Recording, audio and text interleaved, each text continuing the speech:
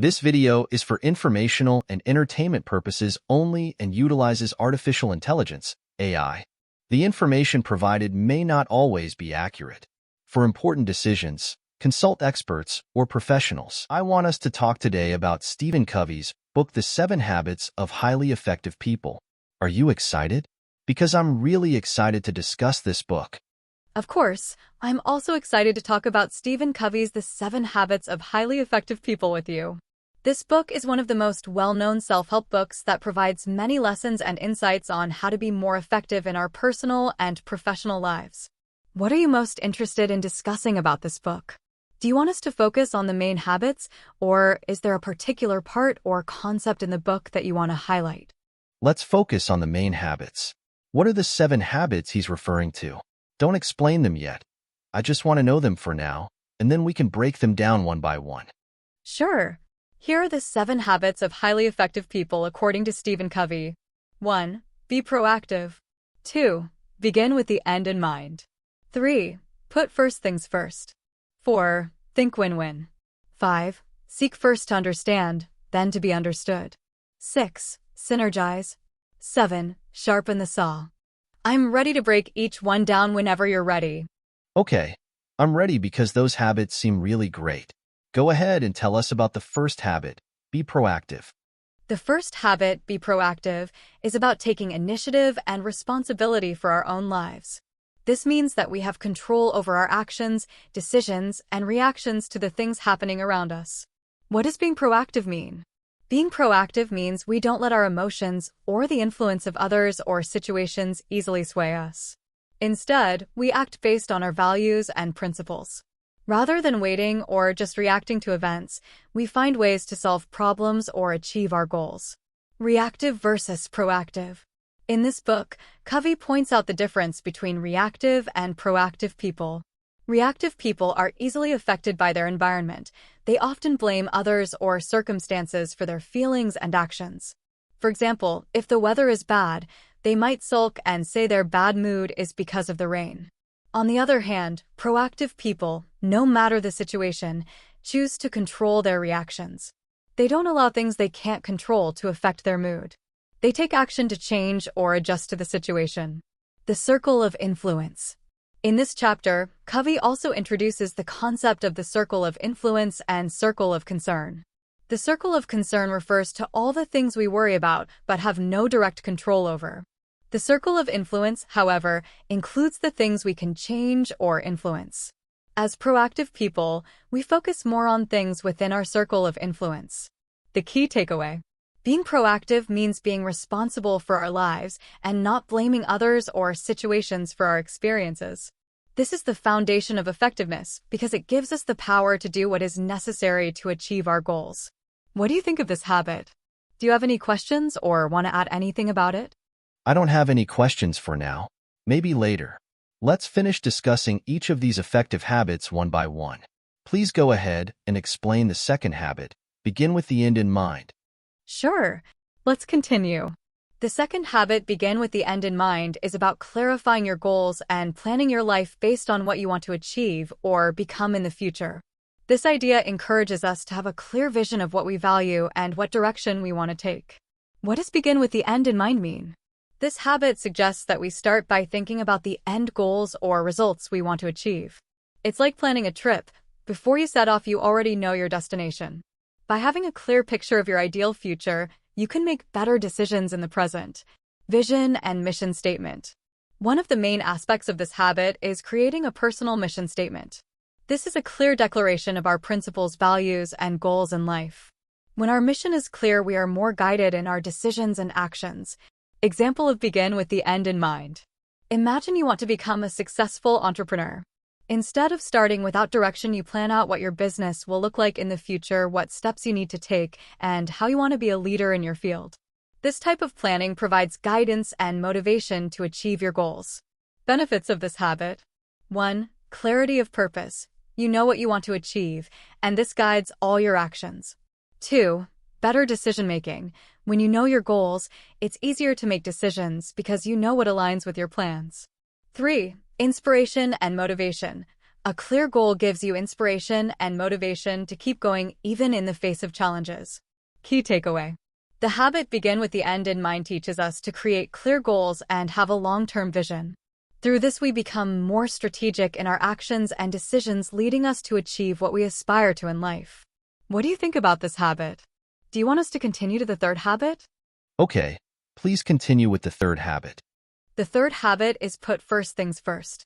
This habit is about properly prioritizing tasks and time to ensure that the most important and meaningful things are done first. What does put first things first mean? Simply put first things first means focusing on the things that truly matter in our lives, not just the things that seem urgent or stressful. The goal is to live according to our principles and objectives and make sure that what we do each day aligns with these. The time management matrix. One of the main tools Stephen Covey introduces in this habit is the time management matrix, where tasks are divided into 4 quadrants based on their importance and urgency. 1. Quadrant I, urgent and important. These are tasks that need immediate attention because they have a significant impact. For example, crisis situations or looming deadlines. 2. Quadrant II, not urgent but important. These are important tasks that don't need to be done immediately. This includes activities that lead to real progress and long-term success, like planning, relationship building, and personal development.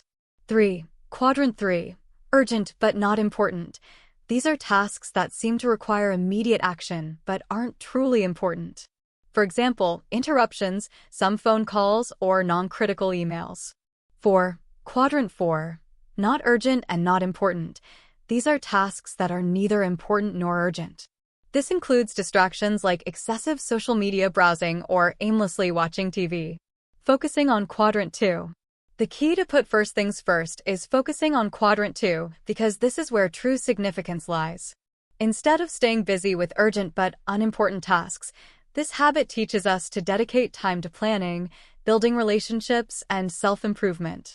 Benefits of this habit. 1. Focused progress. We become more effective by prioritizing tasks that truly have an impact on our lives and work. 2. Stress reduction. When we prioritize the right things, we experience less stress from unimportant urgent tasks. 3. Improved relationships and personal growth. Dedicating time to important aspects of life, such as family, friends, and personal development, enhances our overall happiness and fulfillment. Key takeaway. Put first things first teaches us to live according to our most important goals and principles. By managing our time well and choosing the right tasks, we can achieve a higher level of effectiveness and satisfaction in life. Are you ready to move on to the fourth habit? Of course, I'm ready. I'm excited to hear about the fourth habit. Great. Here's the fourth habit. Think win-win. What does think win-win mean? Think win-win is a mindset or attitude that seeks solutions and decisions that are beneficial for all involved parties. Instead of focusing on having one winner and one loser, this habit is about finding results where everyone benefits. How do you apply think win-win? 1. Mindset of abundance. Think win-win requires what is called an abundance mentality, a belief that there is enough success and resources for everyone. It doesn't believe that for someone to win, another must lose. Instead, it believes that everyone can gain something. 2. Respect and consideration. In the think win-win habit, you respect the needs and desires of others just as much as you respect your own. There is enough appreciation for the feelings and interests of each party to create a solution that is fair to all. 3. Seeking mutual benefits. When you have a think win-win mindset, you look for ways where everyone can benefit. For example, in a negotiation, instead of trying to get everything you want, you look for a compromise where both sides are happy. Benefits of think win-win. 1. Strengthened relationships. When people feel valued and heard, their trust and respect for you deepens, leading to stronger relationships. 2. Increased cooperation. The think win-win mindset encourages cooperation and teamwork. Since everyone believes that mutual success is possible, they are more open to the idea of working together. 3. Positive outcomes. By prioritizing solutions that benefit everyone, it's more likely to lead to positive outcomes, resulting in greater success for all. Types of relationships according to Covey. Covey also emphasized different types of relationships based on win-lose dynamics. Win-win, both sides succeed. This is the ideal result. Win-lose, only one side wins. This often happens with competitive people. Lose-win, one side backs down or gives up just to keep the peace. Lose-lose, no one wins. This often results when both parties are too competitive or stubborn. Key takeaway. Think win-win is not just about making compromises, but about finding ways where all parties can achieve their goals and feel respected and valued. This mindset leads to more successful relationships and more meaningful interactions in all aspects of life. Are you excited to learn about the fifth habit? These habits are really great, which is why I'm excited to hear the fifth habit. Take it away. Let's talk about the fifth habit: seek first to understand, then to be understood. What does seek first to understand, then to be understood mean? This habit emphasizes the importance of listening and understanding others before expressing our own thoughts and opinions. Instead of prioritizing ourselves in a conversation or discussion, we focus on understanding the perspective of others first. Why is seek first to understand important? 1. Empathic listening. The core element of this habit is empathic listening, which means listening with both heart and mind. We don't just listen to respond, but to truly understand the feelings, thoughts, and experiences of the person we're talking to. When we listen with empathy, we show that we value their opinions and feelings, opening the door to deeper conversations and understanding. 2. Building trust and respect. When people feel understood, they become more open to communication and trust deepens. This habit promotes stronger relationships because it shows that we care about the emotions and viewpoints of others. 3. Better problem solving. When we prioritize understanding, we see the bigger picture of the situation. This allows us to find more effective solutions because they are based on a deeper understanding of the issue. How to apply this habit? 1. Practice active listening. When talking to someone, focus on what they're saying. Avoid thinking of your response while they're speaking. Give your full attention and show interest in what they are sharing. 2. Acknowledge their feelings. Let the person know you understand their emotions. You can respond with simple phrases like, "I understand why you feel that way," or "It seems like you're going through something tough." 3. Ask clarifying questions. Ask questions to deepen your understanding. For example, "Can you explain that in more detail?" Or, "What were you thinking when that happened?" 4. Respond thoughtfully. After you've listened and understood, share your own perspective. When you show that you first sought to understand, others will be more open to hearing what you have to say. Benefits of this habit. 1. Strengthened communication. Being open and willing to listen leads to deeper communication and understanding in all areas of life. 2. Reduced conflicts. With better listening and understanding, misunderstandings and conflicts are reduced. 3. Enhanced collaboration. People are more willing to collaborate when they know they are understood and that their opinions are valued. Key takeaway. Seek first to understand, then to be understood is a habit that emphasizes the importance of empathy and active listening. By genuinely understanding others before sharing our own opinions, we build stronger relationships and communicate more effectively. Are you ready for the sixth habit? Very much ready. Wow, we've already covered 5 habits. Just 2 more to go. Go ahead and share the 6th habit. We're now on the 6th habit, and it is synergize. What does synergize mean? The habit of synergize is about the power of teamwork and unity. The word synergy means that the total result of the combined strengths and abilities of people is far greater than the sum of their individual contributions. In other words, the whole is greater than the sum of its parts. How does synergy work? 1. Appreciating differences. Synergy starts with recognizing and valuing the differences in each person. Every individual has their own strengths, weaknesses, perspectives, and ideas. Instead of seeing these differences as obstacles, someone with the habit of synergize sees them as opportunities for more creative and effective solutions. 2. Open communication. Synergizing requires open communication where every member of the group has the opportunity to share their ideas and opinions. People with this habit are not afraid to listen and contribute their own thoughts, knowing that from this, better ideas can emerge. 3. Building on strengths. In this habit, the The strengths of each individual are combined to create a solution that one person alone could not achieve.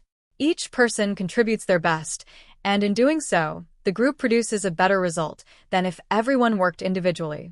Example of synergize. Imagine a work project that requires different skills.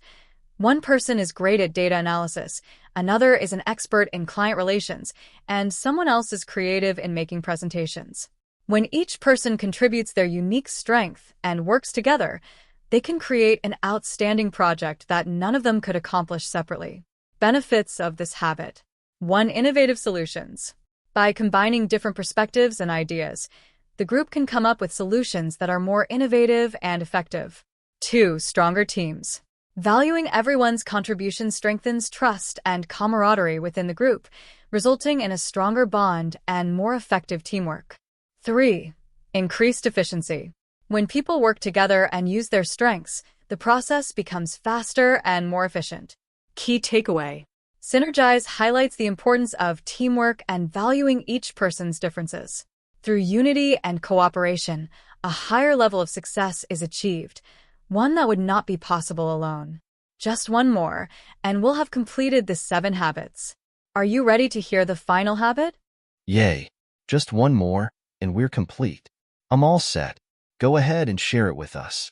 The final habit that completes the 7 habits of highly effective people is sharpen the saw. What does sharpen the saw mean?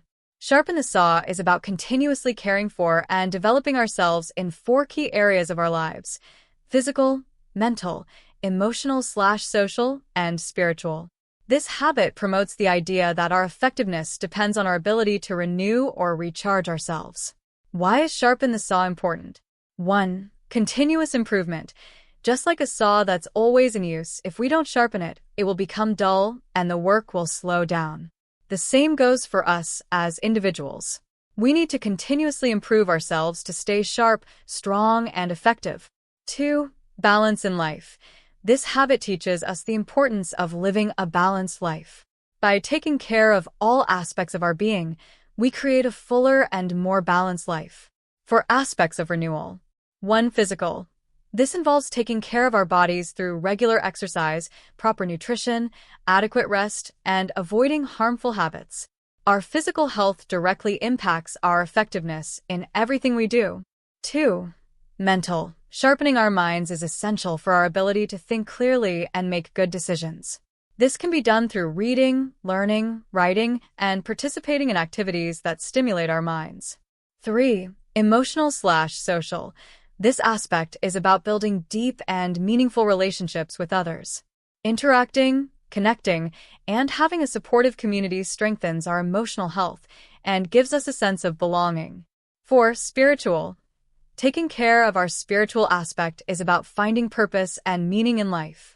This may involve meditation, prayer, reflection, or any activity that deepens our connection with ourselves and a higher purpose. Benefits of this habit. 1.